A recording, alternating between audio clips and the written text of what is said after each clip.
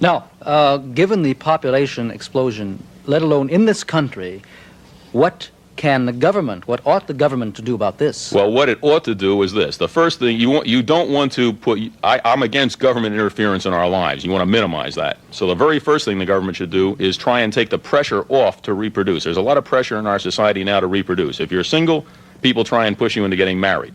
You know, your wife, you have a bachelor over and your wife says, gee, shouldn't I have a nice girl over? The idea is, you know, nobody should escape. So there's pressure to get married. Young couples, if they don't have children, people say, gee, they must be sterile. They never say, gee, maybe they like good wine and going to the theater and so on. They prefer that to scraping diapers. So there's pressure to have children. So the first thing that should happen is that the president ought to say, from now, here on out, no intelligent, patriotic American family ought to have more than 2 children, preferably 1, if you're starting a family now. Not any law, but just say this is what responsible people do. He ought to make the FCC see to it that large families are always treated in a negative light on television wherever they appear. There ought to be a tremendous amount of television time devoted to spot commercials, the sort we've had against smoking.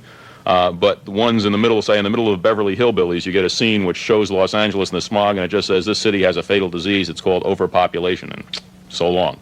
Now, that sort of campaign, you could have a census, a sample census, which would see whether that was having the desired effect. If that didn't, you could move to giving women bonuses for not having babies. That almost certainly would do the job. If that didn't have the effect, then you could move to changing the tax structure so that people who had the money and had the children paid for the children. In other words, you would increase taxes on people with children rather than decrease them, since when they have the children, they require more services. If that doesn't work, then you'll have the government legislating the size of the family. And people say, oh, that's impossible. Government can never intrude and tell you how many children to have. Well, I got news. You know, it intruded a long time ago and told you how many wives you can have.